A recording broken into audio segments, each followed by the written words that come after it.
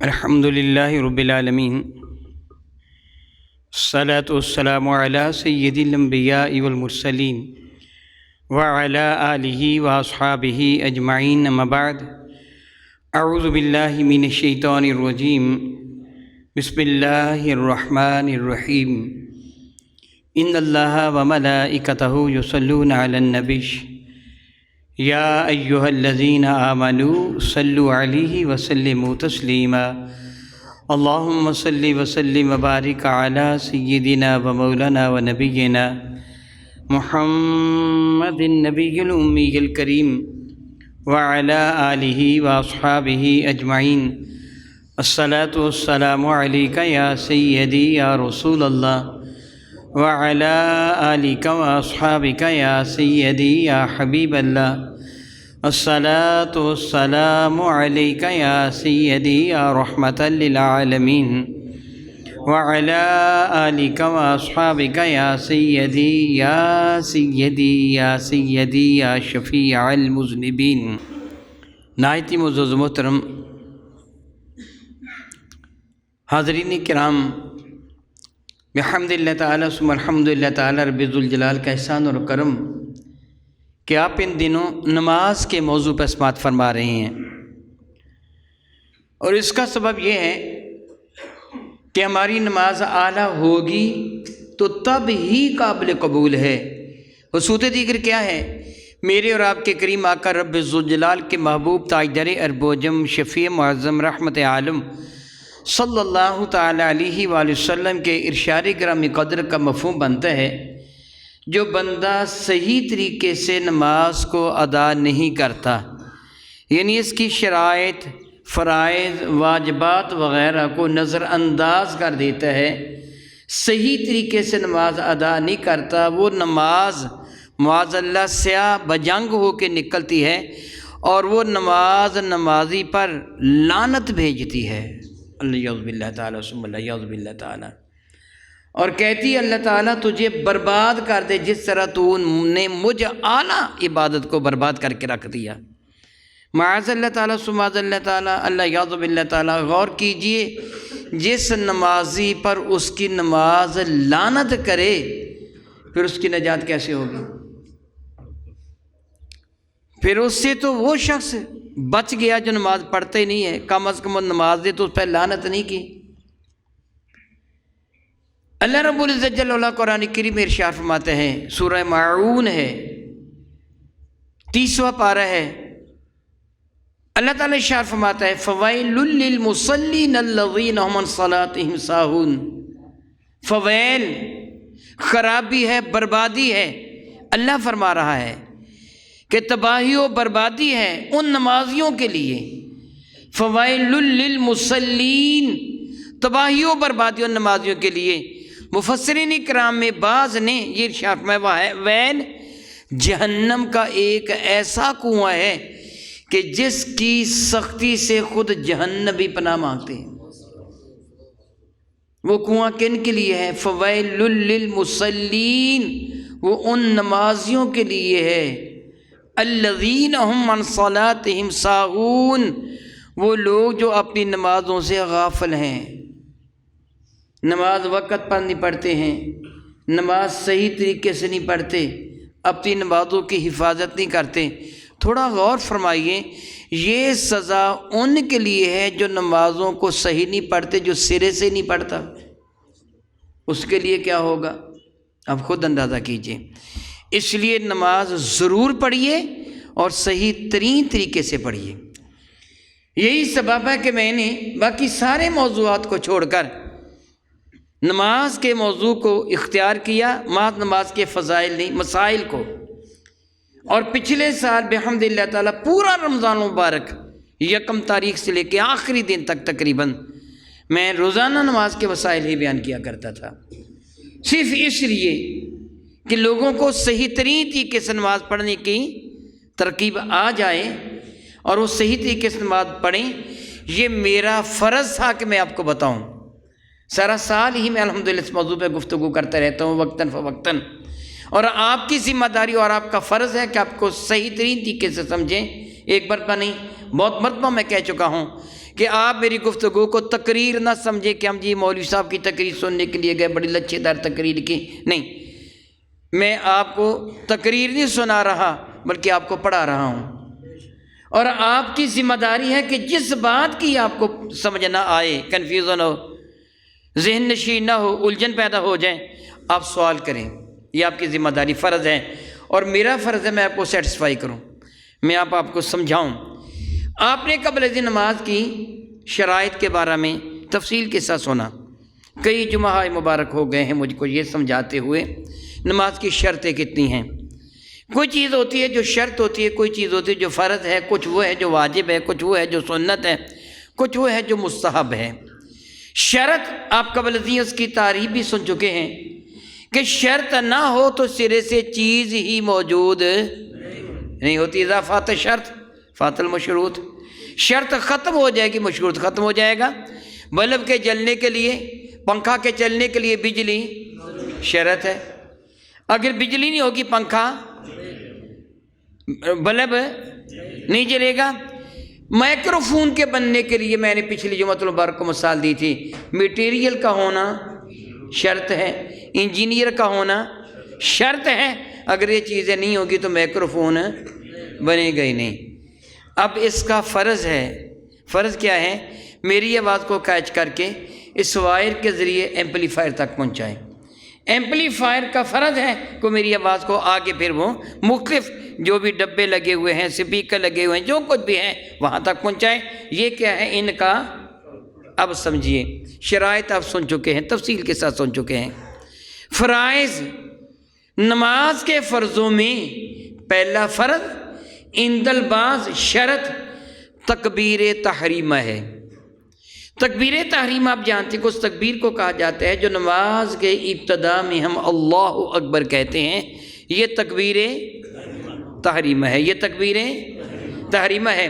آپ نے میرا ساتھ دینا ہے، میں آپ سے سوال کروں، آپ نے جواب دینا ہے، اور غور کے ساتھ میری باتوں کو سننا ہے تاکہ ہماری نماز صحیح ہو جائے، ہماری نماز میں جو کوتاہیاں ہیں وہ دور ہو جائیں۔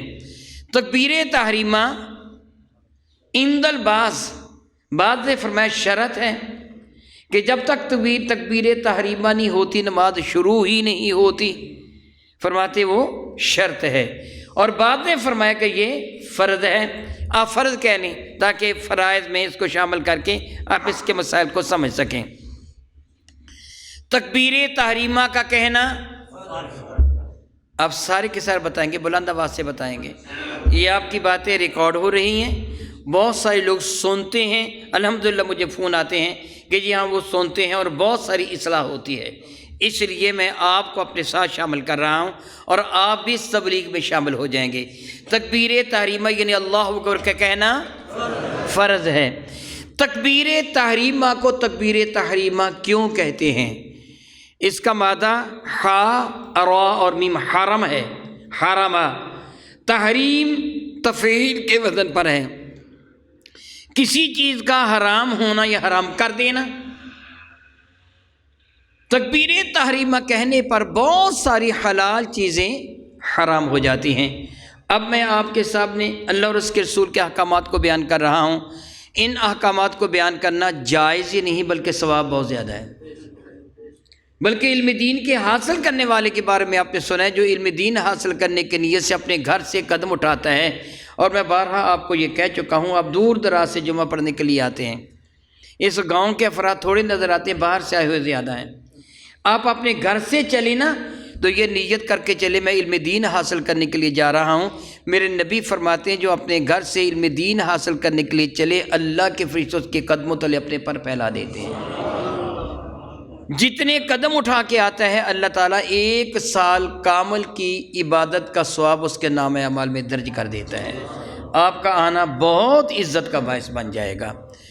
علم دین حاصل کرنے کے لیے آنا اتنا درجہ ہے تو علم دین پڑھانا کتنا درجہ ہوگا؟ تو یہ عمل بہت اعلیٰ ہے نا، لیکن جب میں تکبیر تحریمہ کہہ لوں گا میں تقریر نہیں کر سکوں گا، یہ کیا ہو گیا؟ حرام۔ کھانا پینا حرام، گفتگو کرنا حرام، کسی کے سلام کا جواب دینا حرام، حرم کعبہ سے منہ پھیرنا، سینہ پھیرنا حرام بہت ساری چیزیں جو عام حالت میں حلال تھیں تکبیر تحریمہ کہتے ہی حرام ہو گئیں، اس لیے اس تکبیر کو تکبیر تحریمہ کہا جاتا ہے۔ آپ یہ جانتے ہیں کہ ایک مخصوص قسم کا لباس جو دو چادروں پر مشتمل ہوتا ہے، عمرہ کرنے والا یا حج کرنے والا اس لباس کو پہنتے ہیں، اسے کیا کہتے ہیں؟ احرام۔ کہ وہ لباس پہننے سے بہت ساری چیزیں حرام ہو جاتی ہیں۔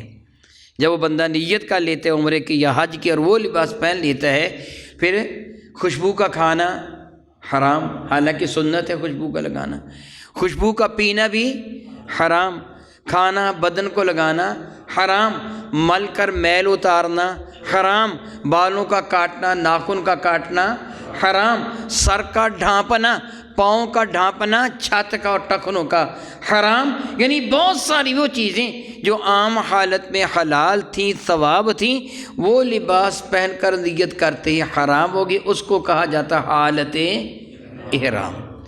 اسی طرح تکبیر تحریمہ سے اس لیے کہا جاتا ہے کہ بہت ساری وہ چیزیں جو عام حالت میں حلال تھیں، اللہ اکبر کہہ کے ہاتھ باندھتے وہ ساری چیزیں حرام ہو گئیں۔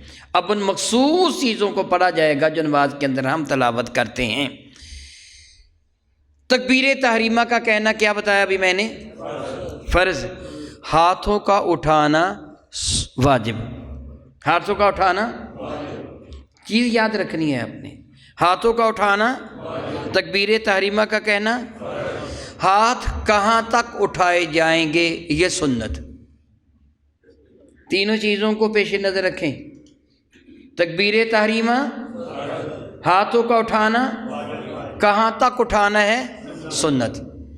اب کوئی آدمی یہاں تک ہاتھوں کو اٹھائے یہ بھی سنت سے ثابت ہے، کوئی آدمی کانوں کی لو تک اٹھائے یہ بھی سنت سے ثابت ہے، کوئی آدمی کسی جگہ بھی ہاتھ اٹھائے اوپر یا نیچے وہ سنت کا تارک تو ہو سکتا ہے، لیکن واجب ادا ہونے کی وجہ سے نماز اس کی شروع ہو گئی۔ میری بات آپ کو سمجھ آئی ہے؟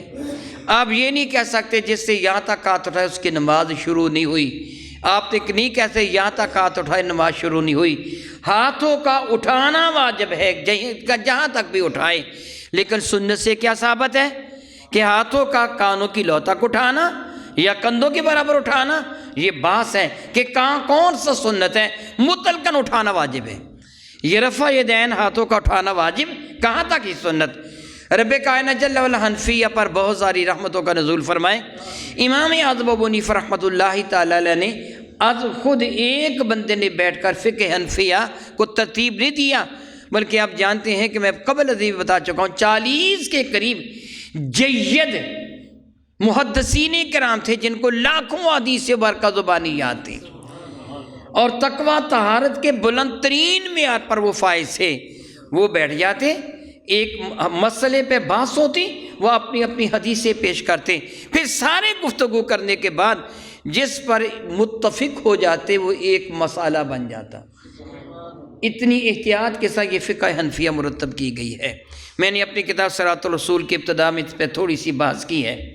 اب یہ بھی ثابت ہے کہ رسول رحم نے کندھوں کے برابر ہاتھ اٹھائے، اور یہ بھی ثابت ہے کہ حضور نے کانوں کی لو کے برابر ہاتھ اٹھائے، عورتیں کندھوں کے برابر ہاتھ اٹھائیں گی، یہ دونوں ثابت، دونوں جانب سے حدیث برکہ جید وہ پیش کی گئیں، پھر اس پہ گفتگو کی گئی۔ تو سب محدثین کرام نے بالاتفاق کہا کوشش کرو دونوں حدیثوں پہ عمل ہو جائے۔ حنفیہ میں یہ عظمت ہے، وہ زیادہ سے زیادہ حدیثوں پہ عمل کی کوشش کرتے ہیں، ایک آدھ حدیث پر نہیں۔ انہوں نے کہا کہ ہاتھوں کو اس انداز سے اٹھاؤ، یہ نیچے والا حصہ، انگوٹھے کے نیچے والا حصہ کندھے کے برابر آ جائے، انگوٹھا کان کے برابر آ جائے، دونوں حدیثوں پہ عمل ہو جائے گا، دونوں حدیثوں پہ عمل ہو جائے گا۔ گویا کانوں کے برابر انگوٹھے کے، کانوں کی لو کے برابر انگوٹھے کی نوک کا ہونا یہ سنت ہے۔ کیا ہے بھلا یہ؟ ہاتھوں کا اٹھانا واجب ہے، ہاتھوں کا اٹھانا، تکبیر تحریمہ کا کہنا، کانوں کی لو کے برابر کرنا سنت ہے۔ ماشاءاللہ ہاتھوں کا سیدھا رکھنا بھی سنت ہے، ہاتھوں کا یوں سیدھا رکھنا بھی سنت ہے۔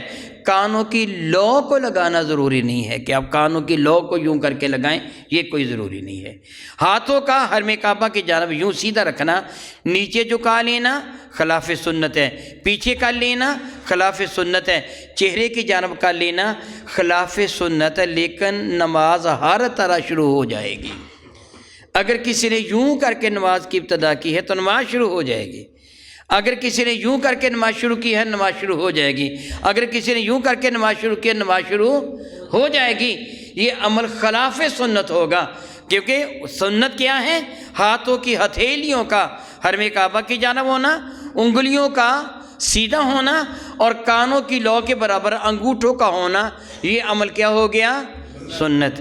اگر آپ یوں کریں گے تو ثواب زیادہ ہوگا، لیکن نماز شروع ہو جائے گی۔ تکبیر تحریمہ کے وقت اللہ اکبر کہا جائے گا۔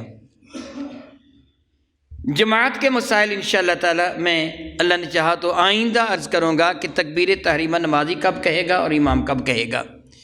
تکبیر تحریمہ کے بعد دوسرا فرض ہے قیام۔ دوسرا فرض کیا ہے؟ آپ نے بہت غور کے ساتھ میری باتوں کو سننا ہے، بلکہ میں گزارش کروں گا، ویسے تو الحمدللہ تعالی جب میں حاضر ہوتا ہوں تو کمرہ تقریباً بھرا ہوتا ہے، الحمدللہ تعالی حال بھرا ہوتا ہے الحمدللہ تعالی، لیکن بعد میں بھی احباب آتے ہیں، چونکہ یہ مسائل نہایت ہی اہم ہیں، ان کا تعلق نماز کے ساتھ ہے اور آپ کو ان کا یاد کرنا فرض ہے، ضروری ہے، تاکہ آپ کی نماز صحیح ترین ہو، اعلیٰ ترین ہو۔ اور میں پہلے بتا چکا ہوں کہ میرا اللہ فرماتا ہے فویل للمصلین الذین هم عن صلاتهم ساہون، جہنم کی وادی ویل ان نمازیوں کے لیے ہے جو اپنی نمازوں سے غافل ہیں۔ غافل کسے کہتے ہیں؟ جو پرواہ نہیں کرتا، بے پرواہ ہوتا ہے، اسے غافل کہتے ہیں نا، فلاں غافل ہے، بے پرواہ ہے۔ تو آپ نے نماز کو پرواہ سے ادا کرنا ہے، بے پرواہی سے ادا نہیں کرنا، چلو جیسے ہوگی پڑھ لی، یوں نہیں، بڑی احتیاط کے پرواہ کے ساتھ پڑھنی ہے، غفلت کے ساتھ نہیں پڑھنی ہے، حاضر دماغ ہو کے پڑھنی ہے۔ ہاتھوں کو اٹھاتے ہو دیکھنا میں ہاتھ کیسے اٹھا رہا ہوں۔ تکبیر تحریمہ کہتے ہو میں تکبیر تحریمہ کیا کہہ رہا ہوں، یہ توجہ کے جانب ہے۔ دوسرا فرض کیا میں نے بتایا؟ یاد رکھیے، فرض نمازوں میں قیام فرض ہے، واجب نمازوں میں قیام واجب ہے، سنت مؤکدہ میں قیام سنت مؤکدہ ہے، غیر مؤکدہ میں غیر مؤکدہ ہے، نفل میں قیام نفل ہے۔ میں اس کو انشاءاللہ تعالی سمجھاتا ہوں، لیکن میری بات کی کسی بھی دوست کو سمجھ نہ آئے، اس کا فرض ہے وہ کھڑا ہو کر سوال کریں، انشاءاللہ تعالی میں سمجھانے کی کوشش کروں گا۔ قیام کرنا فرض نمازوں میں صبح کی کتنی رکعتیں فرض ہیں؟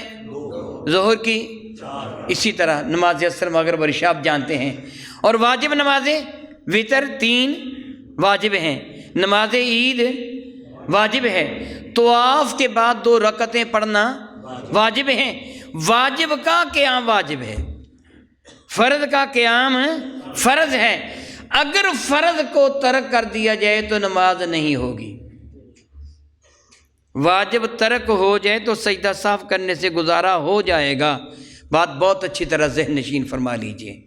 فرض ترک ہو جائے تو نماز جب تک اس فرض کو ادا نہیں کیا جاتا، اگر جان بوجھ کر ترک کیا تو نماز ختم ہو گئی، نئے سرے سے نماز پڑھے۔ جان بوجھ کر ترک نہیں کیا اور پتہ ہے کہ میں نے فرض ادا نہیں کیا، فرض کو ادا کیے بغیر سجدہ صاف کرنے سے نماز نہیں ہوگی۔ لیکن اگر واجب رہ گیا اور پتہ بھی چل گیا کہ نماز واجب رہ گیا ہے تو پھر نماز کے آخر میں سجدہ صاف کرنے سے نماز ہو جائے گی۔ میں ایک مثال دے کے سمجھا کر دوبارہ فرض کی جانب آتا ہوں، بطور مثال سمجھیے۔ نماز وتر بجائے خود واجب ہے، نماز وتر واجب ہے، جو کہ آپ کلاس کی شکل میں ہیں، آپ نے میری بات کا جواب دینا ہے۔ نماز وتر واجب ہے، اس میں دعائے قنوت کا پڑھنا بھی واجب ہے۔ ایک آدمی نماز وتر میں دعائے قنوت پڑھنا بھول گیا، تیسری رکعت تھی، اسے یاد نہ رہا کہ میں دوسری رکعت پہ ہوں یا تیسری رکعت پہ ہوں، یا اس کا دھیان کسی اور جانب تھا، وہ حد رکوع تک پہنچ گیا۔ حد رکوع سے مراد یہ عمل ہے کہ اس کے ہاتھ گھٹنوں تک پہنچ گئے۔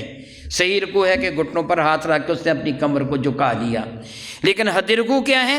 اتنا جھک گیا کہ اس کے ہاتھ گھٹنوں تک پہنچ گئے، اسے اچانک یاد آ گیا میں نے دعائے قنوت نہیں پڑھی۔ اب مسئلہ یہ ہے کہ وہ واپس نہ آئے کہ دعائے قنوت کا پڑھنا واجب ہے اور نماز میں رکوع کا کرنا فرض ہے۔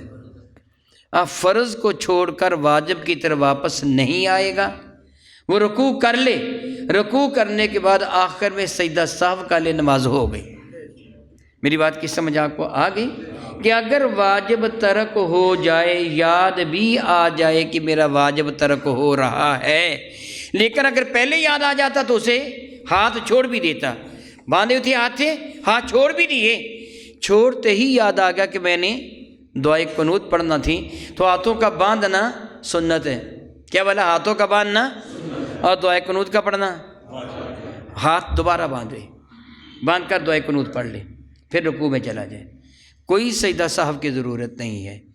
میری بات کی سمجھ آپ کو آئی ہے کہ نہیں آئی؟ دعائے قنوت پڑھنا بھول گئے، آپ نے ہاتھ چھوڑ دیے، رکوع میں جھکے نہیں ہیں یا معمولی سے جھکے تھے، حد رکوع تک نہیں پہنچے تھے، اچانک یاد آ گیا میں نے دعائے قنوت پڑھنی ہے، پھر کیا کریں گے؟ دوبارہ ہاتھ باندھ لیں، دعائے قنوت پڑھیں، رکوع کریں، پوری نماز کریں، سجدہ سہو کی ضرورت نہیں ہے۔ لیکن اگر حد رکوع تک پہنچ گئے تو اب واپس نہیں آئیں گے، اگرچہ یاد آ گیا، بلکہ کیا کریں گے؟ نماز مکمل کر کے آخر میں سجدہ سہو کر لیں گے۔ اب فرض کی طرف دوبارہ آ جائیے، جو نماز فرض ہے اس میں قیام کرنا فرض ہے۔ اگر کسی نے بلا عذر شرعی قیام نہیں کیا تو نماز نہیں ہوئی۔ فقہائے کرام رب کائنات ان پہ بے شمار رحمت نازل فرمائے، احادیث مبارکہ میں فرائض کی اہمیت کے پیش نظر وہ ارشاد فرماتے کہ اگر کسی میں اتنی دیر کھڑا ہونے کی سکت ہو کہ وہ تکبیر تحریمہ کہہ سکتا ہے۔ تکبیر تحریمہ کیا ہے؟ اللہ اکبر۔ دیکھیے میری جانم، اللہ اکبر اتنا وقت صرف ہوا۔ وہ فرماتے ہیں اگر تکبیر تحریمہ کہنے کی مقدار کھڑا ہو سکتا ہے، فرض ہے کہ کھڑا ہو کر تکبیر تحریمہ کہیں، بیٹھ کر تکبیر تحریمہ نہیں کہہ سکتا۔ اللہ تعالیٰ مجھے معاف فرمائے، ہماری عادت ہے ویسے آدھا گھنٹہ کھڑے گپے ہانکتے رہتے ہیں، نماز کا وقت آتا ہے تو کرسی پہ بیٹھ جاتے ہیں، نماز نہیں ہوتی۔ ترک فرض سے نماز نہیں ہوتی۔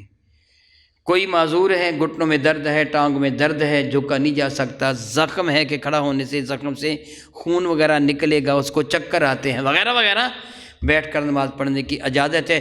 جتنی دیر کھڑا ہو سکتے اتنی دیر کھڑا ہو جائیں، اگر کھڑا ہونا ممکن نہ ہو، چکر آتے ہوں، درد ہو تو بیٹھ جائیں، معذور ہو تو بیٹھنے کی اجازت ہے۔ جتنی دیر کھڑا ہو سکتا ہے کھڑا ہو جائے، نہیں ہو سکتا تو بیٹھ جائے۔ اگرچہ اتنی دیر ہی کھڑا ہو جائے کہ تکبیر تحریمہ کہے اور تکبیر تحریمہ کہہ کر بے شک بیٹھ جائے، اتنی دیر کھڑا ہو سکتا ہے۔ صحابہ کرام الحمدللہ تعالیٰ دیوار کی ٹیک لگا کر کھڑے ہوتے تھے، بعض اپنی بغل کے نیچے لاٹھی دے کر کھڑے ہوتے تھے، کوشش کرتے تھے کہ فرض ادا ہو جائے۔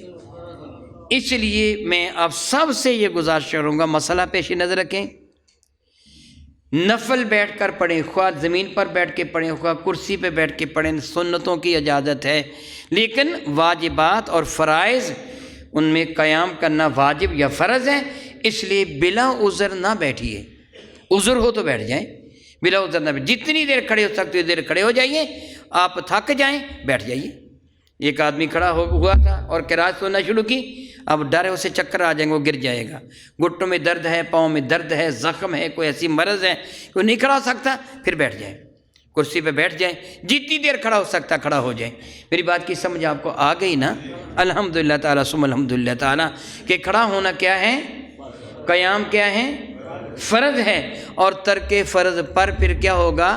سجدہ سہو نہیں بلکہ نماز ہی، سجدہ سہو کرنے سے گزارا نہیں ہوگا، بلکہ نماز ہی نئے سرے سے پڑھنا لازم آ جائے گی کہ فرض کا ترک کر دیا گیا، یا وہ فرض یاد آ جائے تو اس کا ادا کرنا ہوگا۔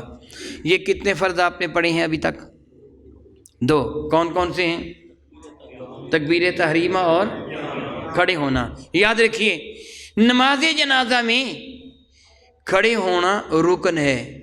نماز جنازہ کے صرف 2 رکن ہیں، ایک قیام ہے اور دوسرا تکبیرات کا کہنا ہے۔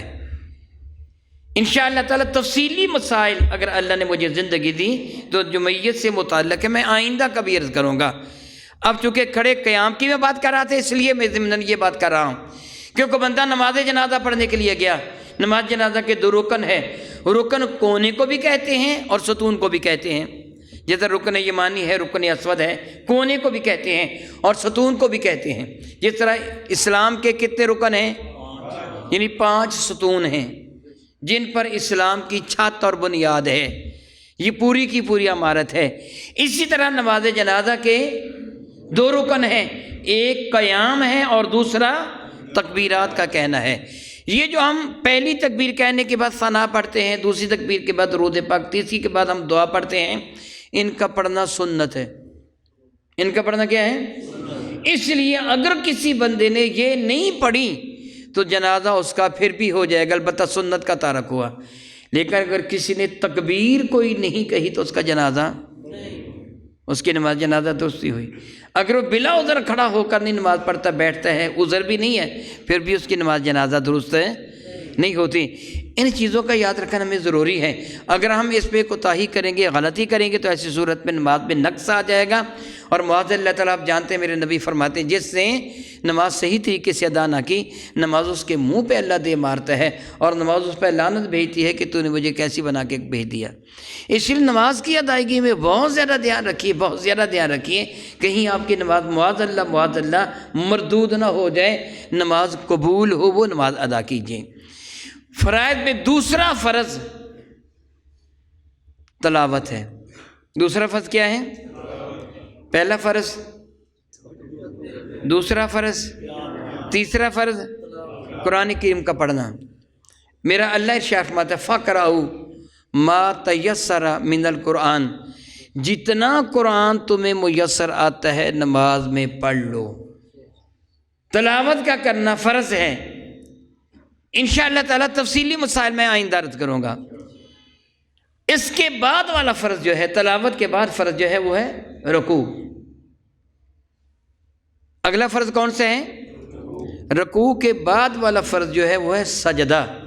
سجدہ کے بعد والا فرض ہے آخری قعدہ، اور آخری فرض ہے دونوں جانب سلام پھیرنا۔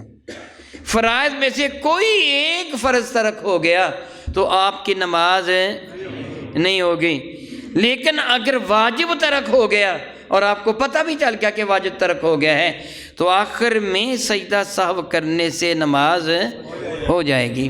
اب نماز کی ساری رکعتوں کا ادا کرنا فرض ہے۔ نماز کی ساری رکعتوں کا ادا کرنا فرض ہے۔ آپ 4 رکعت نماز ادا کر رہے تھے، تیسری رکعت پر آپ بیٹھ گئے۔ میری بات سمجھ آ رہی نا آپ کو؟ تیسری رکعت پر آپ بیٹھنے کے بعد آپ کو یاد آ گیا میں یہ تیسری رکعت پہ بیٹھا ہوں۔ اب آپ نے کہا چلو کوئی بات نہیں، آخر میں سجدہ سہو کر کے گزارا کر لیتے ہیں۔ بتائیے نماز ہو جائے گی کہ نہیں؟